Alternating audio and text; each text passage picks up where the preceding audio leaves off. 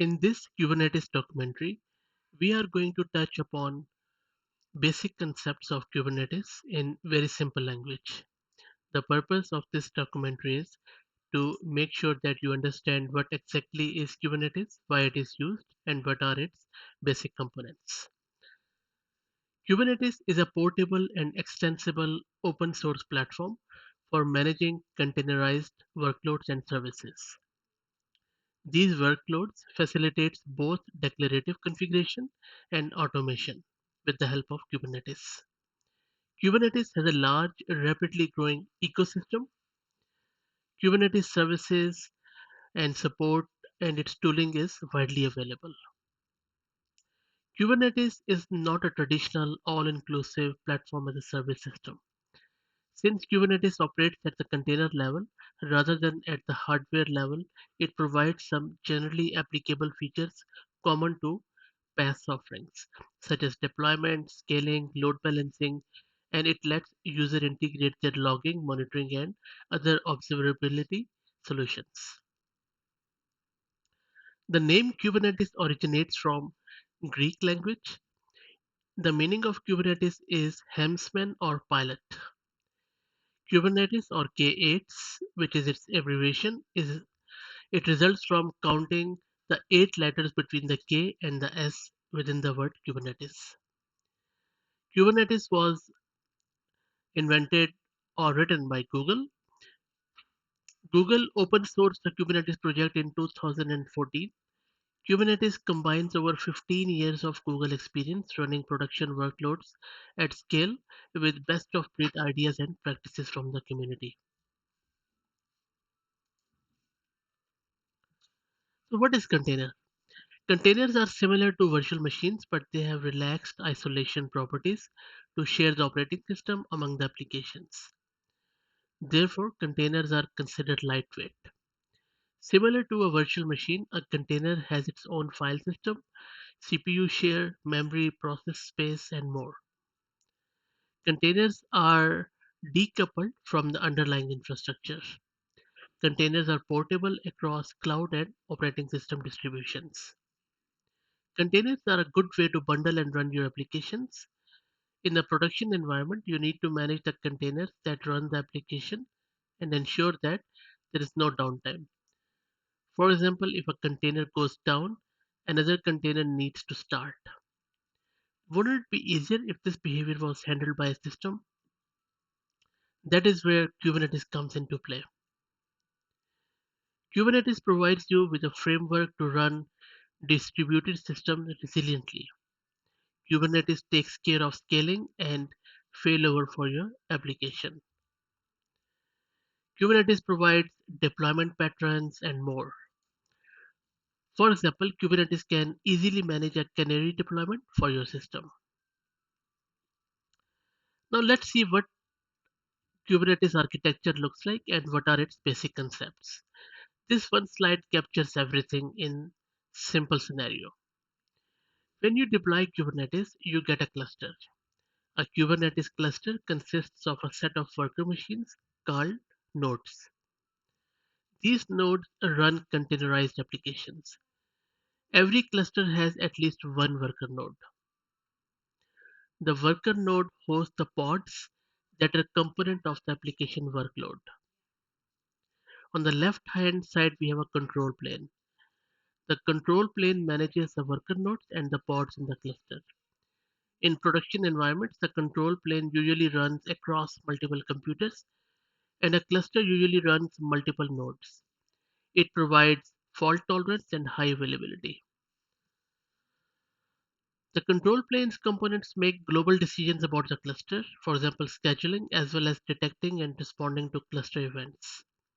These cluster events may include starting up a new pod when a deployment replicas field is unsatisfied. Now let's look what are the components of these control planes. The first component is API server. The API server is a component of Kubernetes control plane that exposes the Kubernetes API. The API server is a front end for the Kubernetes control plane. So whatever interaction which needs to take place with the Kubernetes cluster happens through the API server. Then comes etcd. etcd is a key value store, and it is a consistent and highly available database used for Kubernetes. It is used as backing store for all the cluster data within Kubernetes. Then we have something called as kube scheduler, which is another component of control plane. This kube scheduler is control plane component that watches for newly created pods with no assigned nodes. Then it selects a node for them to run on as per few rules. Kube Controller Manager is a control plane component that runs controller processes such as node controller, job controller, service account controller, and various others. Cloud Controller Manager is a Kubernetes control plane component that embeds cloud specific control logic. So, various cloud providers provide their own managed Kubernetes services. For example, AWS provides EKS, Elastic Kubernetes Service. Google provides in GCP GKE, Google Kubernetes Engine. Microsoft Azure provides AKS, and then there are various other managed Kubernetes services by different cloud providers. Then on the worker node side of things, we have node components. These node components run on every node, maintaining running pods and providing the Kubernetes runtime environment. So now let's look what are the common node components are. Kubelet is an agent that runs on each node in the cluster. It makes sure that containers are running in a pod. Then we have a kubeproxy. Kubeproxy is a network proxy that runs on each node in your cluster. It implements part of the Kubernetes service concept. Kubeproxy maintains network rules on nodes. The container runtime is a software that is responsible for running containers. Kubernetes objects are persistent entities in Kubernetes system. It uses these entities to represent the state of your cluster.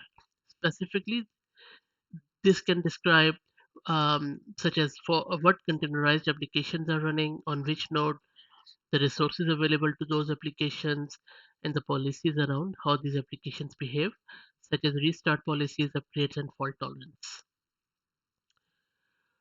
Pods are the smallest deployable units of computing that you can create and manage in the Kubernetes cluster. A pod is a group of one or more containers with, with shared storage and network resources, and a specification for how to run the containers. A pod's contents are always co-located and co-scheduled and run in a shared context. A pod models an application-specific logical host. It contains one or more application containers which are relatively tightly coupled. A deployment provides declarative updates for pod and replica sets. You describe the desired state in deployment, and the deployment controller changes the actual state to the desired state at a controlled rate. You can define deployments to create new replica sets or to remove existing deployments and adopt all the resources with new deployments. Kubernetes is evolving, expanding, and growing rapidly. It has become much more than container orchestration software. So, this was just a quick overview of what Kubernetes is and what are its more important and prominent components. Please stay tuned for more videos on Kubernetes components individually with the demos.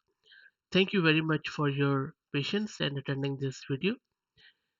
If you have any comments or feedback, please put them in the comments. Thank you very much.